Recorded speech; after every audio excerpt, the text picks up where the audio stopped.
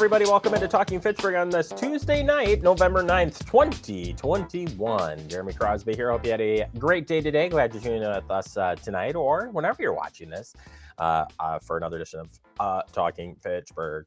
Sounds like a robot. Yeah, ignore that, all of that. I have to make the comment here that Andrew has turned our family onto a really crazy TV show. And I think it must be from Britain. Yeah, Bluey. It's really hilarious. Australia. Yeah, see how much I was paying attention. But well, I've not laughed so hard than I have watching that with the kids. It is just so funny. Yeah, that's what made me say the robot, because we just watched the robot one where dad was robot. Anyway, pretty funny. We've got a busy show for you. We're going to be talking about fire prevention, talking about the sound of the beeps. Take a look back at that. But it's a good time to be talking fire safety as we stay indoors and do more things indoors as it gets cold. We'll talk about that indoor in just a minute. Plus, I check in with Department of Trade Consumer Protection. We'll be talking today about Medicare open enrollment and phishing scams. That's coming up here in a little bit later in the show. A couple of headlines for you. Happening tonight, the public hearing on council proposed amendments to the 2022 operating budget happens at 7:30 tonight. You can tune in and watch that right here on Fact TV, the Gov channel, F3. Check your listings on our website, fitchburgwi.gov, where you can watch that meeting tonight. And you can hear on the amendments from council, plus see the mayor's proposed budget. And they will finalize the budget tonight. Veterans Day recognition ceremony is coming up. To get this on your calendar, it'll be happening on Thursday, November 11th at 11 a.m. in the upper level of the Community Center Senior Center. We call it O-Call. You also be to watch that right here on Fact TV. F2 program this year includes Eagle School students, Fitchburg singers, and a tribute featuring cemeteries from across the world where American soldiers have been laid to rest. All of that happening, and you can tune in here on tune in on here on the media channel, or com channel for that information. I'm just full of all these different channels you can watch us on. Holidays are right around the corner, and want to make sure that you're safe as you do head out. The holidays being around the corner, it's time to plan your travel, see loved ones. And here are some safety reminders. Get vaccinated, always wear a mask while traveling. Self-monitoring for COVID-19 after traveling, and you can check CDC guidelines for more information on that for staying safe for the holiday season. I know a lot of you are going to be traveling. All right, we're going to take a quick break. Coming up next, we're talking about fire safety and the sound of the beeps. Next, right here on Talking Fitchburg.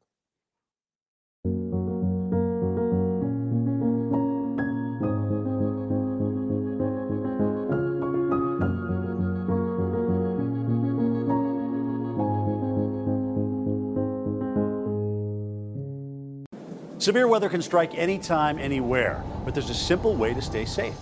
Hey, Jim Cantori here. I stay safe in dangerous weather by planning ahead. You can stay safe too with a few easy steps. Build an inexpensive kit with supplies for your family's needs. Write down important information like phone numbers and medications. Always talk with your family, and remember any pets in your planning. Be ready, be safe. Start your plan today at ready.gov/plan. We're all just trying to keep things running for those who rely on us. Ready! That's why we don't have time to be sick with the flu. And especially this year, no one has time to get sick. Get a flu shot for yourself and those around you too. Welcome back into Talking Fitchburg. Joined today from the Fitchburg Fire Department and our continuation of Fire Prevention Week talks. It's Adam Dorn. Dorn, how you doing? I am swell. How are you, Jeremy? I'm good. Wearing the same shirt. You're wearing the same shirt. We're ready to rock this thing. Yes. It may or may not have been taped. We can't tell you that. It's disclosed. But we can tell you the importance of the sounds of fire safety. And that's part of this year's Fire Prevention Week. And the sounds, it's interesting because, you know, way back when I was young. No, just kidding. Can't do that. That was like 5 years ago. Just graduated kindergarten. I'm doing good here.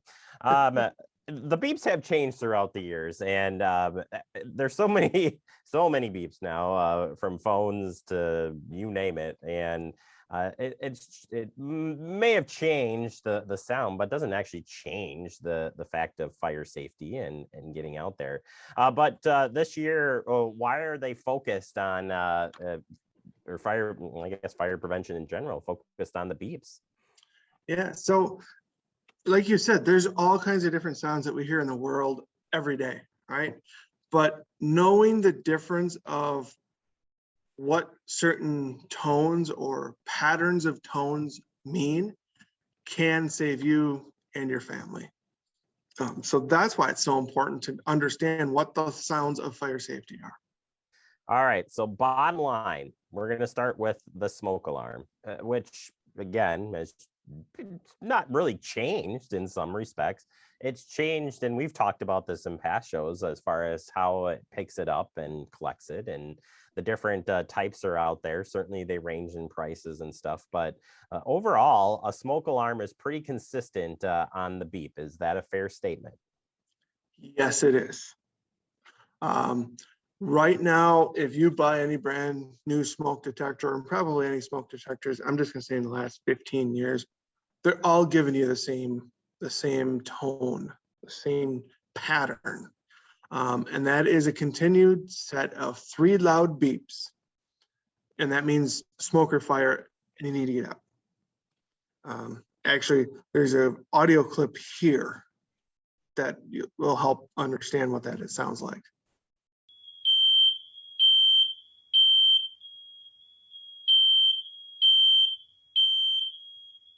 So that sound right there means that there's smoke or fire in your house, and you need to get out right now. It may not be a whole lot of smoke, but there's still smoke being detected, and you need to get out.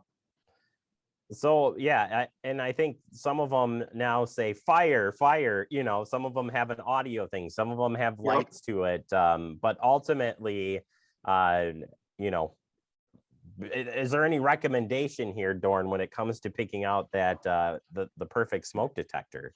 We know the rules, which we'll talk. I'm going to ask you the rules here in just a second. But as far as picking one out, what are we looking for those smoke detectors or smoke alarms? I honestly don't think there's any one perfect smoke detector.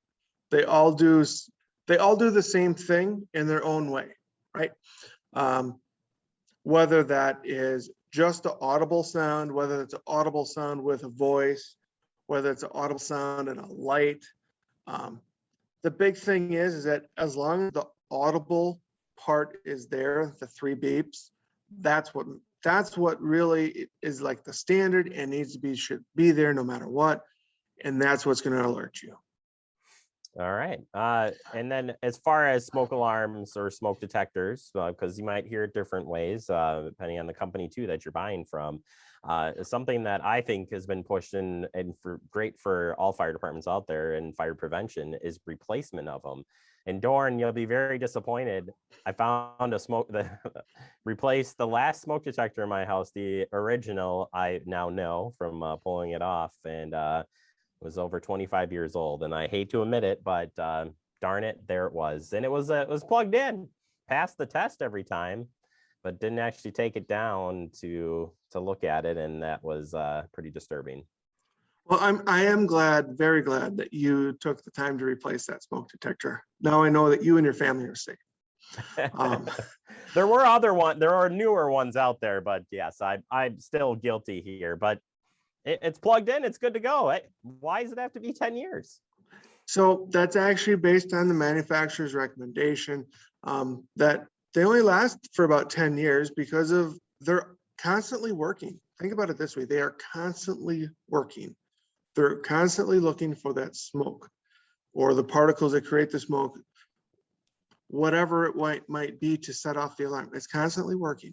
And after a certain amount of time, it just tends not to work as well as it used to. So about every 10 years, they should be replaced. And one of the things that it's kind of going away, because now we see a lot of smoke detectors that are completely sealed. They have the 10-year lithium ion batteries in them.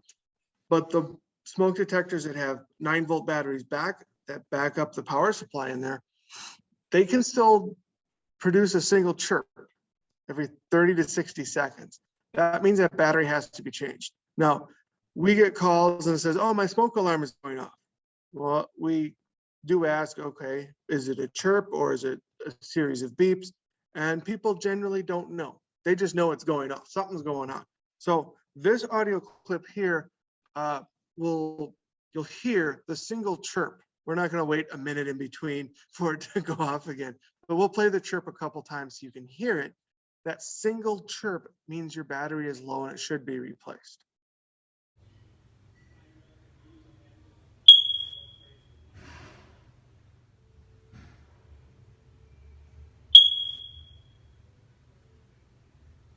So that chirp is the one that says your battery's low, it needs to get replaced.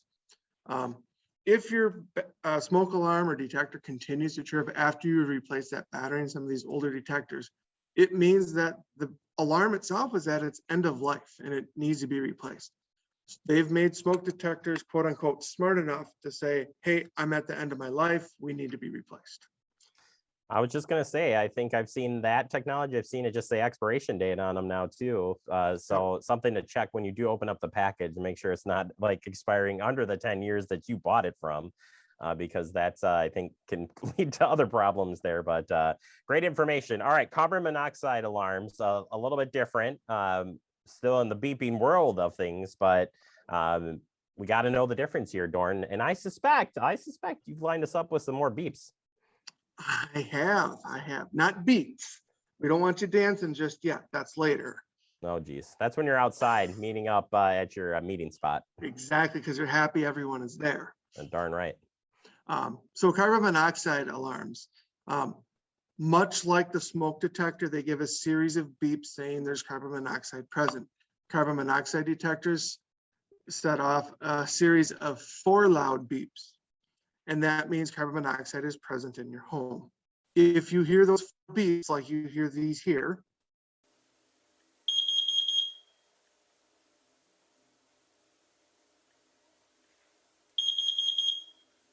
that means you need to get out, call 911 and stay out, stay safe. Go to your meeting spot. Much like the smoke detectors, carbon monoxide detectors do need to get their batteries changed every once in a while. So if you hear that single chirp like you heard in the smoke detector, that means your battery is low and needs to be replaced. And they also have a end of life alarm, very similar to that of the smoke detector. So, final question for you, Dorn, and I think something that's more common now than it used to be, and that the combination alarms. Is there any advantage to having both tagged together? Because a lot of them you see plug-in ones that are low. And you see the smoke is high. Well, we know smoke is high, but does carbon monoxide move throughout the house quickly? Is it going to get up to the high part of the ceiling? You know, what should folks look out for? Yeah, great question. So carbon monoxide has about the same weight as what air does. All that means is that it's going to mix pretty evenly with the air. So if you have a combination smoke detector, carbon monoxide alarm, right, and it's on your ceiling, it's going to work just as well as the one that's plugged in on the outlet. The reason that you see them low is because they need power. And a lot of these you can plug into an outlet. So that's why you see them low. It doesn't mean that they have to be low. That's just where they go. In my house, I have a carbon monoxide explosive gas detector. So mine actually looks for carbon monoxide, propane, and other explosive gases. That's just what I prefer to have. Because some people in my neighborhood have propane tanks, right? Not saying that there's going to be a huge issue, but if they have a large tank that's leaking, it never know where it's going to go. So it's just one of those safety things for me that I feel better about. So it's something to consider, but you don't have to have that. If you have a carbon monoxide smoke alarm combination detector, that's just fine. All right, Adam. Well, I appreciate the information. There's more tips and stuff that you have online at the fire department's page, where people can go check out, and just search Fire Prevention Week. And this week, you'll find a ton of great information out there. We're going to continue our coverage tomorrow with the action plan. So you heard the beeps. Get on your feet.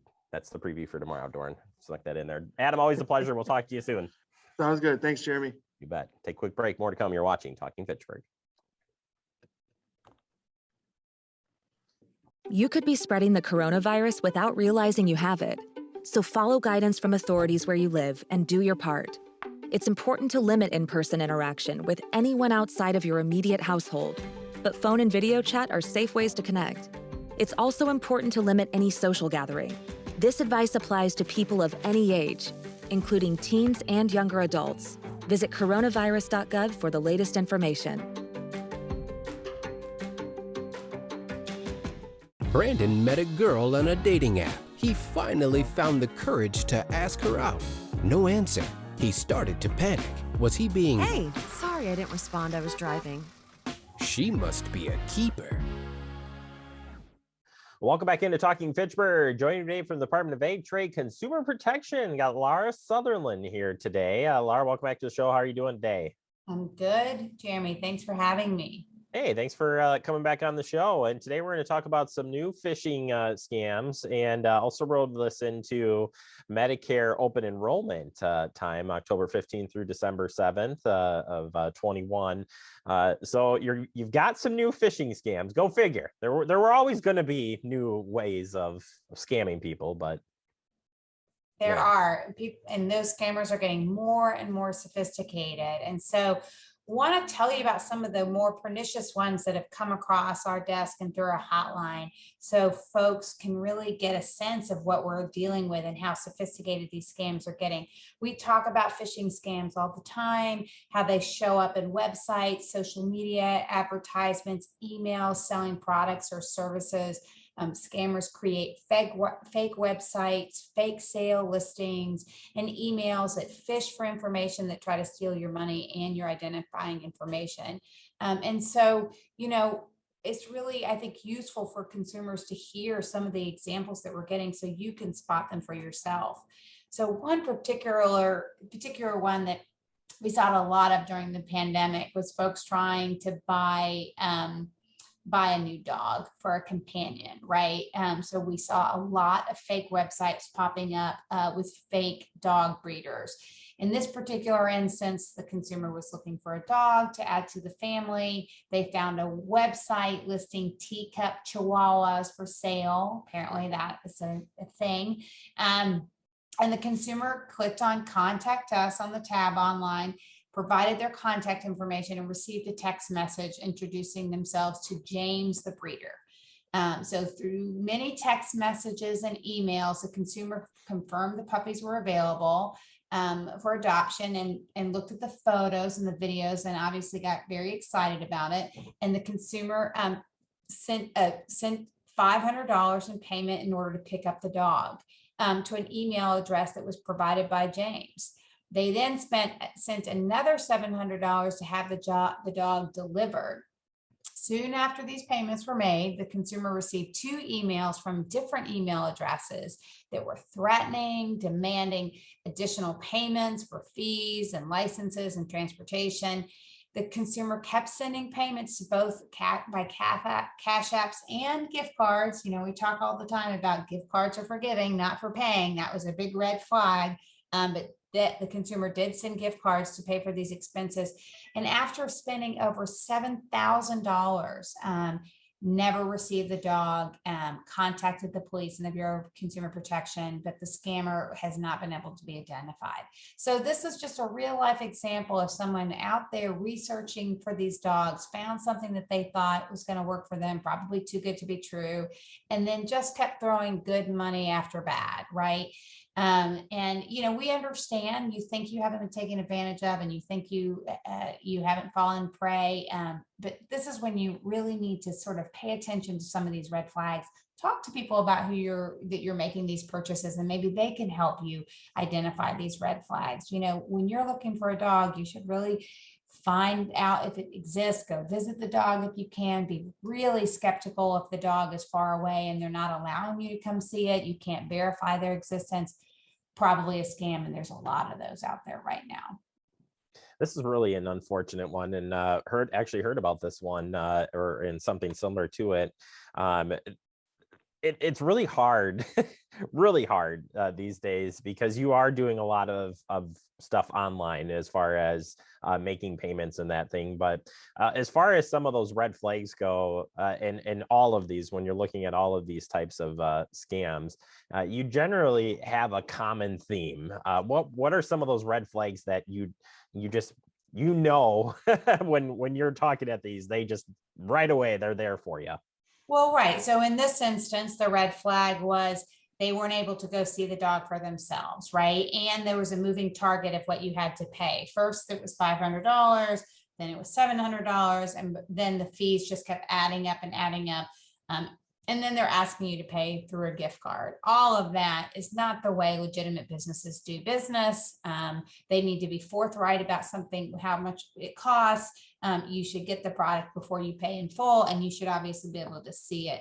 And of course, you should never pay in a gift card.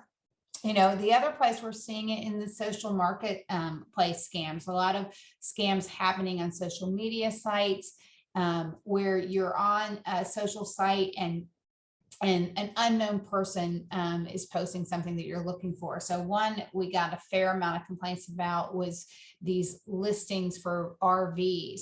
Lots of consumers were seeing these really too good to be true listings for RVs and in a social market. And then the interested person contacted the seller. They were advised that the RV was in storage and was packaged for delivery. And you guessed it, the buyer was directed them to make a payment through a third party. And then the RV would be delivered to them in 5 days. And of course, once the payment was made, the RV seller was no longer contactable and no RV was delivered. And DAGCAP saw lots of victims for this one and totaling more than $115,000 worth of loss. So there again, it was a listing that just was too good to be true. They couldn't actually see the RVs themselves. There was no way to verify it. And then the money was gone. So real problematic there. That's not dissimilar to the dog scam I told you about. But this one, the email phishing scam, this one is particularly scary. So this consumer gets an email for a PC protection plan charging $599. And, you know, we hear that all the time, that these are email phishing scams that come into your inbox and tell you you need to get this protection for your computer to protect it from malware, and has a pernicious link or a suspicious link. Well, this consumer, I identified this as a scam. Unfortunately, the consumer also opened up their banking account on their computer at the same time they were looking at this email to make sure that money had not been taken out of their account. And the consumer did another thing they probably shouldn't have done, which was call the phone number that was provided in the email, right? So we talk all the time about don't rely on the information coming in that email. If you have a question about something that's in that email, you go and find a contact information that you trust from a source of information that you trust, but not the email the unsolicited email that comes in your inbox. So that's where this consumer went wrong and opened the email. And before her eyes, she sees her mouse getting taken over on her computer, the scammer trying to move money from her open bank account into their bank account, and all of these pop-up advertisements coming up on her computer. So clearly it's been infected. So she pulls the plug on the wall, and the computer dies, and she ends up preventing this transfer and doesn't lose any money. So she understands that it's a scam, but engages too much with the email and the people and the phone number of the email and gets herself in trouble. So again, the best way to avoid these things are just don't open them. Don't click on them. Don't, be really wary of these too good to be true offers. Look for the awkward spellings, the awkward wording. And then, just be really suspicious about repeated attempts for additional payments. And then again, never pay with a credit card. But if you have been victimized by a scam, and these 3 examples where people were, be sure to report that to our department. at datcp.wi.gov, or give our phone number, our hotline a call, 1-800-422-7128, and we can do what we can to help you recover that money and protect your identity. And as we look at the Medicare open enrollment period, another time for scams to be popping up, just a few tips here, and continuing on with what you've already said, which is great information, and it plays right into this too, as far as unwanted or unsolicited, you just weren't expecting these calls to come in about your Medicare changes. That's probably a scam. Yeah, absolutely. So enrollment starts on October 15th. It runs to December 7th. And, there's going to be a lot of legitimate information out there. There's going to be a lot of folks trying to scam people. And look, this is your basic imposter scam where someone's pretending to be with the government and they're targeting seniors and caretakers about something that they care about, their Medicare, right? So it's got that fear factor, that urgency factor, that limited time enrollment. That's where scammers really love to prey. So look, the federal government is not going to be calling you out of the blue with emails and texts and social media pop-ups. If you have a question about your Medicare, you should call a number you trust. And that number is easily enough, 1-800-MEDICARE. That's where you should get your information. If someone is calling you, telling you that they need your Medicare number or credit card information so you can sign up, hang up. The government is not going to call you and ask you to confirm that information. They're also not going to tell you you have to enroll in Part D prescription drug plans in order to keep your Medicare coverage. Those are voluntary plans. You are not required to do it. And if somebody threatens you with that, hang up. The government is not going to threaten you in that way. Same as insurance agents and brokers. If they call you with a great deal on Medicare supplemental insurance, if you're on the do not call list, those folks are not supposed to be calling you unless you have a relationship with them. And a legitimate company who's selling you legitimate supplemental insurance will check the do not call list and make sure they're in compliance with the law. So if you're on the do not call list and you're getting these calls, you hang up. Very likely could be a scam or not a legitimate company. But again, just if you have questions, and many of us do, Medicare coverage is not straightforward. So call that number that you trust, 1-800-MEDICARE. Talk to people that you understand, that are working with the government, and ignore those unsolicited calls, emails, and texts if you can't confirm it's legitimate information. Whew, that's a lot. A lot of stuff and a lot more great resources on the website. Laura, thank you so much for your time, and you stay safe out there. We'll talk to you real soon. You too, Jeremy. Thanks a lot. All right. As I said, you got to check the website for everything that she just went over, and you just got it straight from the person. I'm saying for great information here. So please review the information online and report it. That's all I can ask. We'll take a quick break. More to come. You're watching Talking Fitchburg. See on page 4 that the projections need to be flood next Thursday. Seriously? Thursday? Can't do that. This is really inconvenient. I have yoga that day. I have no time for this. So I can't do Thursday, but I can do Friday. Disasters don't plan ahead.